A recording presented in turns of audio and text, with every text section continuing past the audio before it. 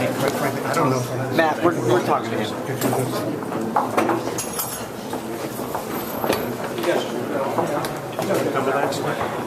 Well, I think there's a chance it could come to that. Okay, I've never seen.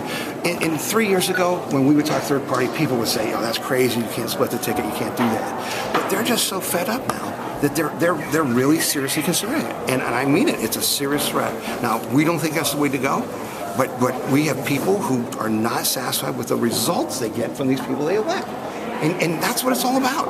We need to change policy, and like I just said in my speech about Dave Yost, Medicaid's not a win for us. That's a waste of our time. Let's follow the party's policies. Again, they made a decision today. I made that clear in my email I sent yesterday about now we understand each other. Either you're a campaign group or you're a party. They're not a political party.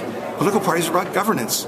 Read my memo from yesterday. Now we finally understand each other, and we know what this election is about.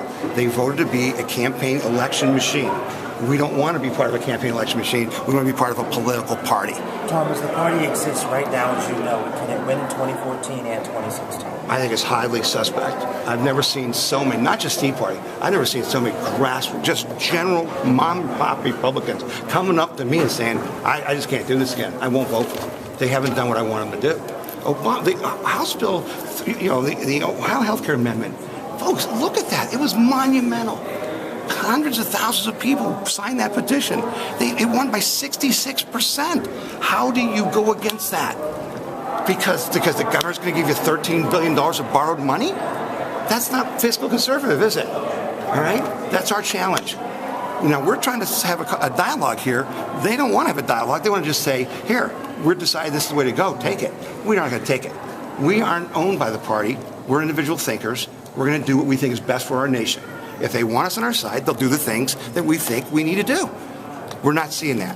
So you're saying that there are some things that could happen that would keep the party together, but we know that Governor Kasich is not going to back away from Medicaid. Well, there's two things there. He's already going to pay a price for proposing it. Okay, just by proposing it, most of our people are going to stay home.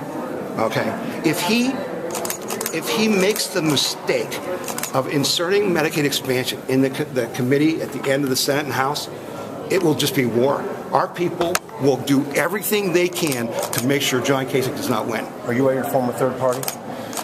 I'm not ready yet, but there are many, many people in our movement who wish that I would. I'm not there. I want to try to make this work.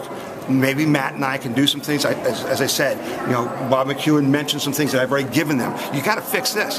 I told Chairman Bennett a year ago, you're going to decide if we're going to be in the party or not. Okay? I'm bringing young, energetic people into the party. What do? You endorse their opponent in the primary, and then you give them $1 million to beat my people. How do you come into the party when they keep slamming the door in your face? That's what they do. If Littleton and Stephen will give the green light to form a party, will you fall in line and be a team player and follow on? Well, see, we are free thinkers. Okay, and as you know, herding cats doesn't describe the Liberty Movement. Okay, and I was president of the Ohio Liberty Council, the Ohio Liberty Coalition, if we had to change our name. And so, we deal with a lot of debate and consensus. There's people who want a third party. There's people who want to help do things in the Republican Party. There's people who want to just be independents. A lot of us feel like we want to get away from politics and just get to the conservative issues. I told Congressman Bill Johnson after the election, I said, Congressman Johnson, here's the problem. You guys are all about these candidates. You try to get people to know a candidate within 6 months and vote for him. I said, if we spend the next 4 years talking about conservative values, people will know who to vote for. I won't have to tell them. That's the mistake they're making. Election cycles. You can't run a business that way, right? Why can't they fundraise in off years? There's nobody running because they only raise money for candidates.